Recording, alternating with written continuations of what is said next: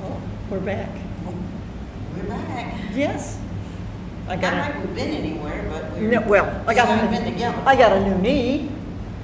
Yeah. That's what sort of held us up. Well, but you know, there was like a week or so in there. I guess I was on vacation. You were on vacation. And then you had Yep, doctor appointment. yep. And anyway, it's all good. It's all yes, and the world keeps spinning. Mm-hmm. Yeah, we've California- both been busy during the- California keeps getting earthquakes. Pretty soon the San Andreas Fault will just Japan's not doing too bad either. Well, see that's the ring of fire again. I'm going to have to upgrade all my PowerPoint presentations for earth science. the Ring of Fire. Yeah, the ring of fire. It's all around the Pacific. You can- Not Johnny Cash song. I've been No, to the Burning Ring of Fire. no. Okay. Although I do like that song. So what is the Burning Ring of, or what is the The ring of fire is around the Pacific Ocean, and it's a ring that goes all the way around, and like if you look up to Alaska, down through the western United States, all the way down and around, and to the Philippines where they have the volcanoes and the earthquakes, up through Japan, and that's called the Ring of Fire, and that's where you're going to get volcanoes and earthquakes. And actually, funny that we should be talking about that a little bit today, because I happened to be cleaning out some stuff, and I found my earth science reference tables over there, and I said, oh, I don't want to throw them out, but this would be the Ring of Fire. This is ocean currents, but that would be the Ring of Fire. Would be all around the Pacific area. And that's the Ring of Fire. Oh, here we go. Tectonic plates. See, you got all these plates? And see what you have, all this trenches. And this is where you get all the Ring of Fire. Subduction zones. They're going. Japan's really been happening. Oh yeah, and you see Japanese, they have the trenches and the Philippine plate, and the plates are crashing together, and you're going to get earthquakes and volcanoes and like all these little islands there in Alaska, and they all have, it's called the Ring of Fire. See, you never know. You never know. So it doesn't surprise me that we're having all those. So that means if we're having the Ring of Fire, then and all the earthquakes and all that, they're probably with earthquakes and all that shaking and moving, there'll probably be a few volcanoes that erupt eventually. Because the shaking means, that the plates are moving together, and they move together, they rub and they get friction and they get volcanoes, and it's like a pimple that you want to pop. And that's, the earth has carbuncles. And it's called lava spewing out all over. Okay, well, there we go. A little bit of information. She says, okay, I don't like your analogy, but it's okay. So, yes. And there it goes. And there it goes. We're into a new school year. Yes, I heard that they're doing something different in the middle school. They have, like, This is our A- first year with no middle school. hallelujah, they're all in high school now. Two in high school and an elementary. I got last one, I've got one that'll go next year to middle school, but I mean, last year of elementary for one, and two, and so no, this is the first year with nobody in middle school, so it's nice for a little bit, nice to have a little break. So Yes. what are they doing differently? They're doing like ABC days, so they have 90-minute classes. Probably on like a and B day, they'll have one class for 90 minutes, and B and D class, they'll have 90-minute classes. So they won't have the same class every day at the same time. You have 90-minute classes. Schools have tried this all the time. And I think where I taught, we didn't. Maybe after I left, they tried it. Because you get a 90 minutes to teach a child. And if you have 40 minutes, it takes 5 minutes for the squirrely kids to calm down. And then if there's a clock in the room, they know 5 minutes before the bell's gonna ring, and they start packing up. So if you take that 10 minutes off, you only have them for 30, maybe. And remember, they're middle school and high school, and the attention span is about that big. Yeah. But I had answers to that. I gave them a quiz before, and I gave them a quiz afterwards, so if you talk, it was 0. You didn't have time. Teaching was so different though, and learning was so different. It was. I don't know, it's just changed so much.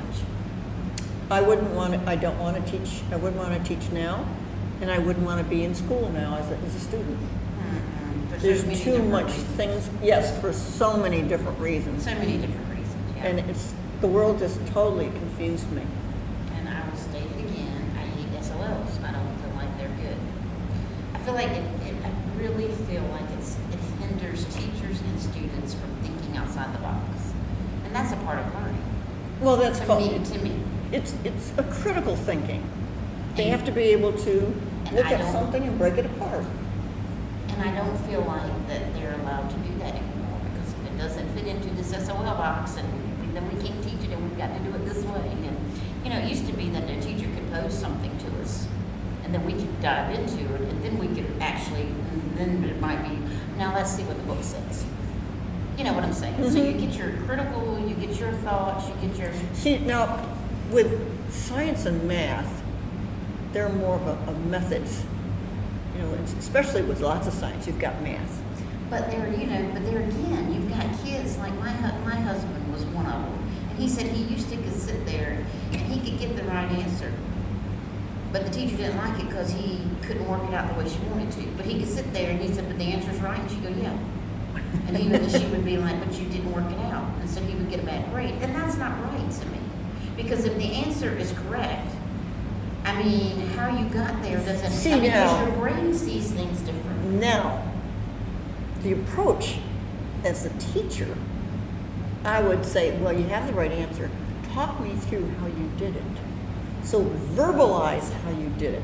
Because his mind sees things differently. Exactly. His mind can put a puzzle together. Like he can see it, and the puzzle will get together. Automatically. That's right. But now, how he did it, he may not be able to sit there logically. You probably can't put it on paper, but I bet you he could verbalize it. But see, you don't have time for that anymore. Well, not on tests. And another parent and I were having a discussion the other day about this, because I know you can't sit there. There are different learning. Everybody has a different way to learn. That's right. There's And at sometimes you least have 3. a combination. Yes. Because usually it's audible, Yep. it's visual, and it's Reading. and it's Reading. and or action, doing. Well, that's hands-on. Hands-on. Hands-on. Through your ears, through your eyes. Or reading. Because when I did like individualized learning, I had packets. And I tried to, because there are kids that they need to hear somebody talk because they're listening. They need to visualize it. Some people need to see it done through. And some people can read through it. Some people have to have hands-ons. So, and if I will look at something, if you can't put something together, you go to YouTube. Because I do. But I have to have that in front of me to do it. To practice what To they're practice. showing Now, I could read it, but sometimes what I'm reading doesn't make sense to me. So I have to see it and do it. It's like those of us who are old learning about the computers. I would say to our son, I need help with this. And he'd just come and do it. No, I don't want you to do it for me. I want you to tell me how to do it. So I can do it, and I can remember. There's a difference. And some people, and I think a lot of those of older, we didn't grow up with this computer. We didn't have that, adding machines, and then we got the little calculators. And then Texas Instrument calculators, and abacuses. Yeah, I was thinking of that. Okay, let's. I So remember an abacus. I Because, do we had too. to practice on it, or play. I That was tried part that. of learning, but anyway. So, and we know how to do, we've learned how to do these things. But, it's important, and then it's important for the child to learn, because if they learn how they learn, then they can help themselves also.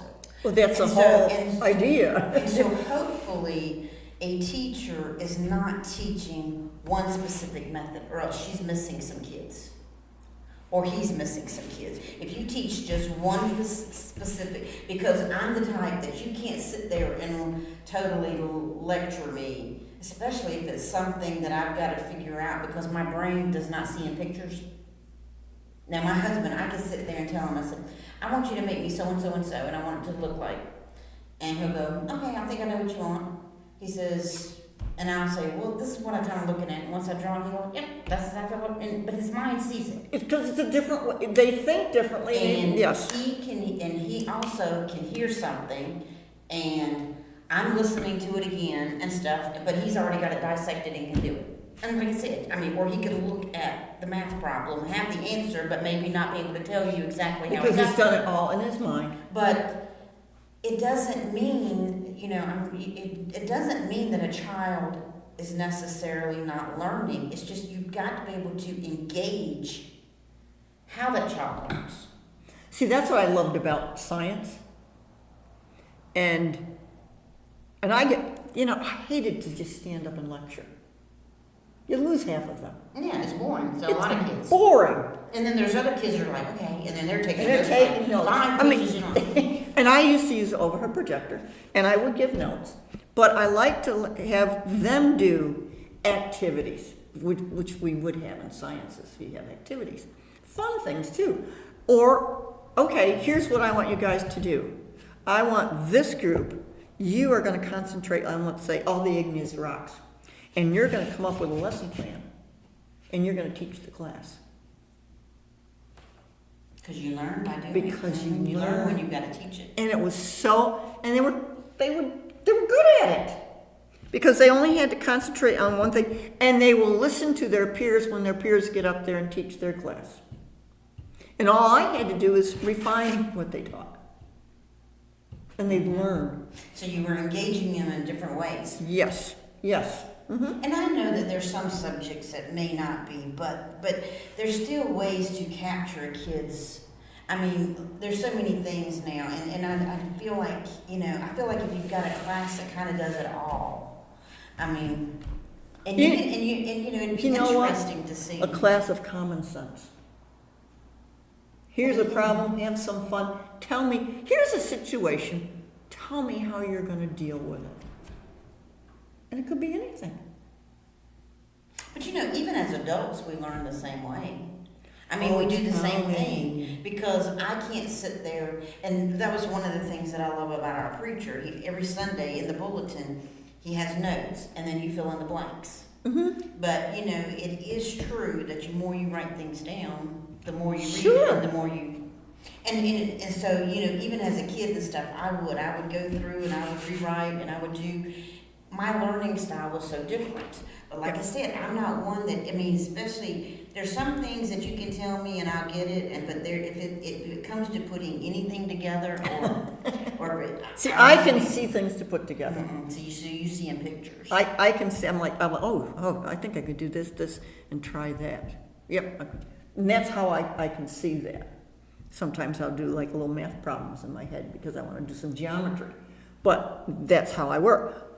Of course, I could tell you about my jelly experience, so you're never too old to learn.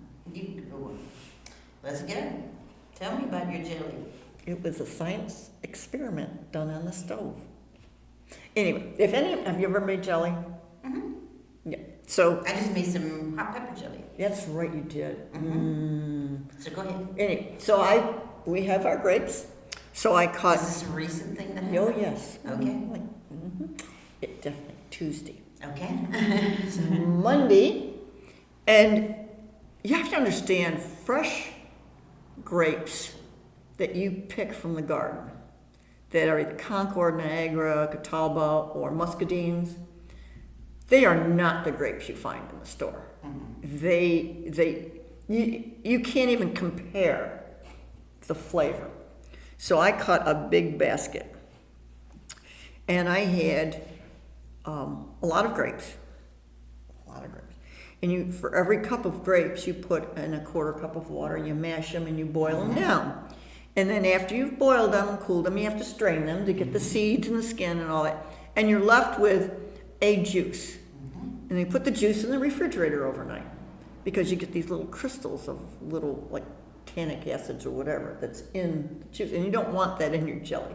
You don't want the crunchy parts.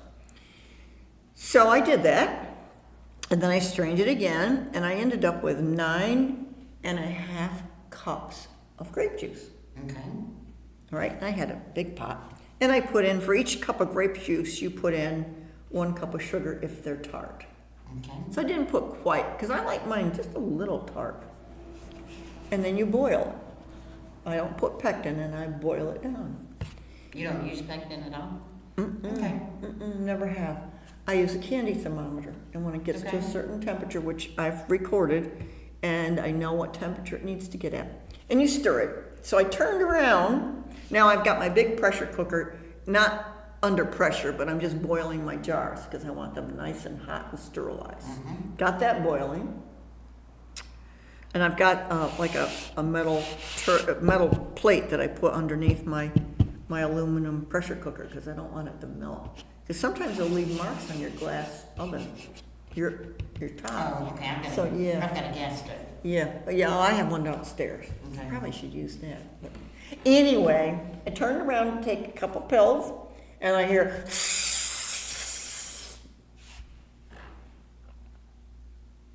do you know what burnt marshmallows smell like? Mm-hmm. That's what you had? I had grape juice all over my stove. It boiled over.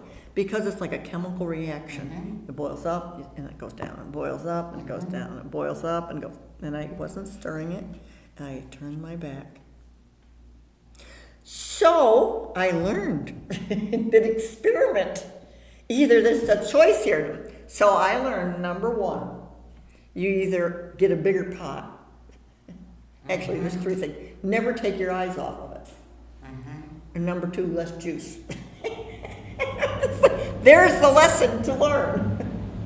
Because I had it all down the front of the stove, under the stove, down the side of the stove, over under the other burner. Had to take everything off. I had lost 9 cups of juice. No, I didn't lose on 9 cups. Okay. Maybe only a cup. Because I stopped it right, I moved it right away. Okay. I moved it, turned everything off. So I still had a lot of juice Okay. left. Thank God, because I was all ready to cry. Like, okay, so as a scientist, you just screwed up. But it happens. But it happens, and And you don't think that turning around just to take a pill. I know. I was like 2 feet away, and I moved everything off, got everything turned, and I've got these sizzled of burnt sugar all over the brick. I'm scraping it, and I figure, well, I've got it down. I'll put a little baking soda on it, and I'm turning the heat up and burning the rest of it off. So that I finally got it off. By 2 o'clock, I had my jelly done.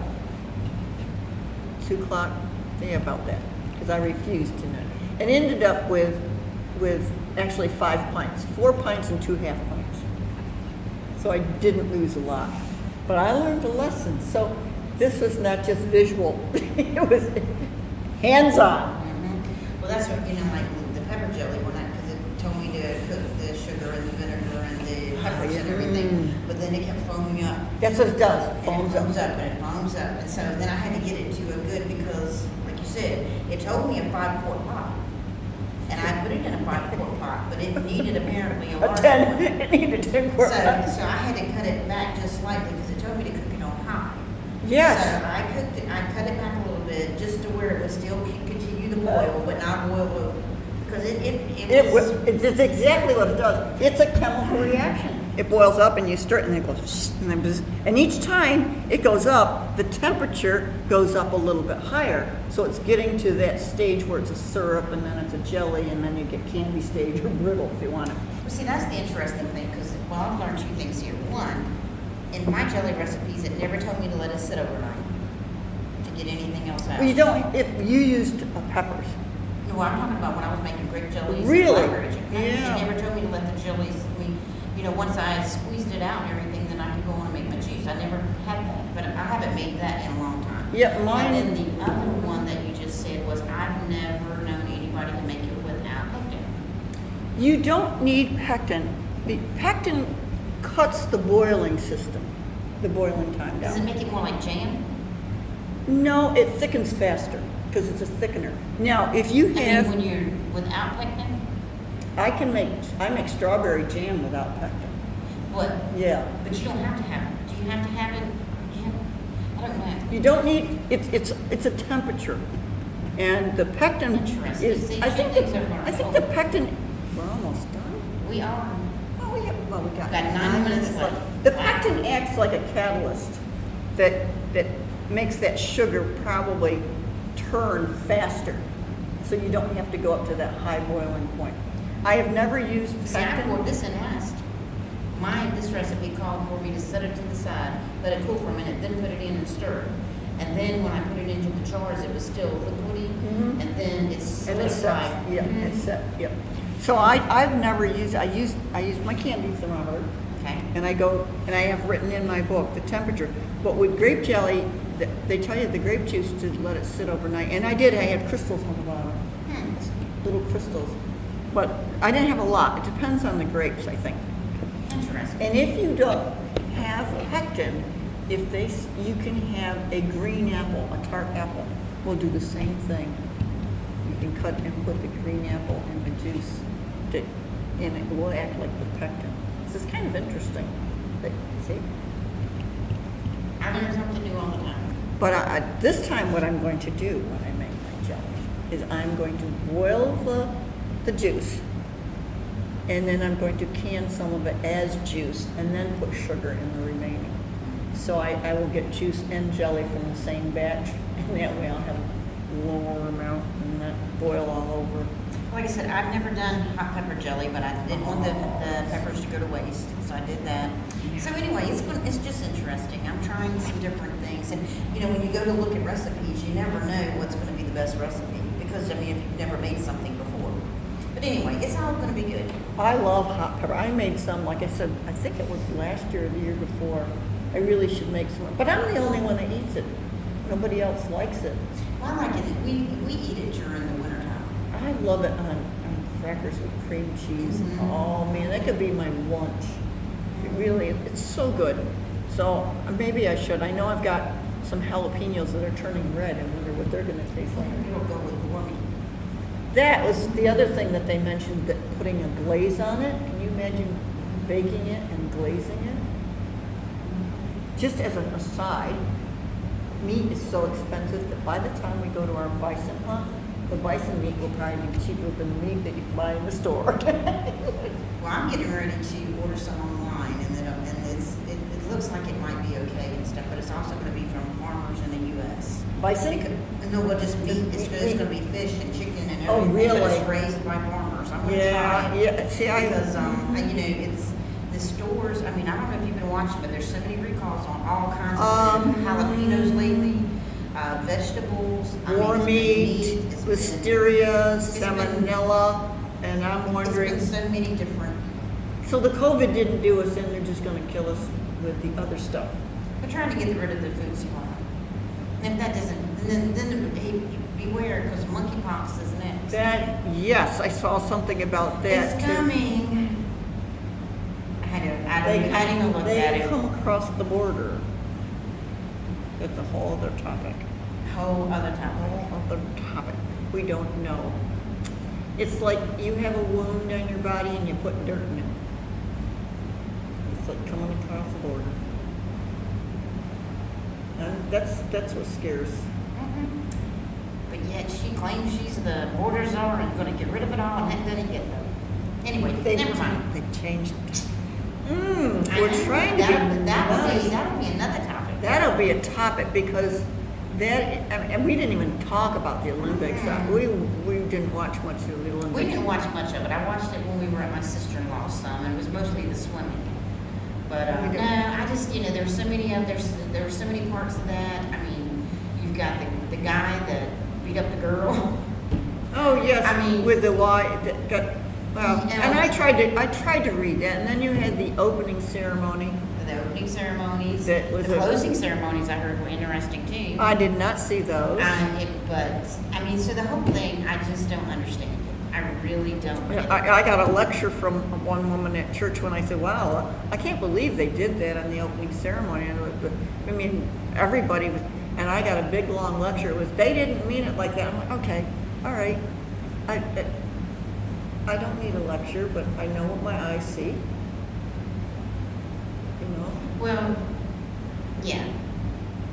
Sometimes you may not mean it as something, but when a majority of people take it that way. But again, they didn't do it for anybody else's religion. But Well, see, anyway, that's it. That's just what me. I was just thrown under the carpet there and under the wagon and on the wheels because I just mentioned that. And I got the lecture and I'm like, have you watched the news lately?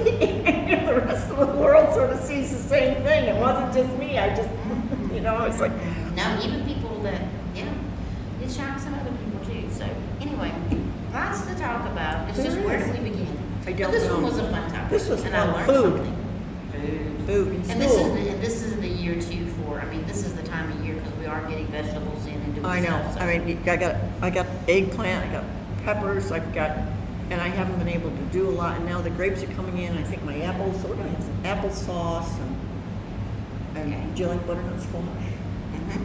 I think we're gonna have some of those.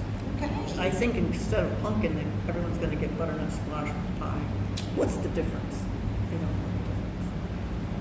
All right, guys. Well, we will see you later. Take care. we're back.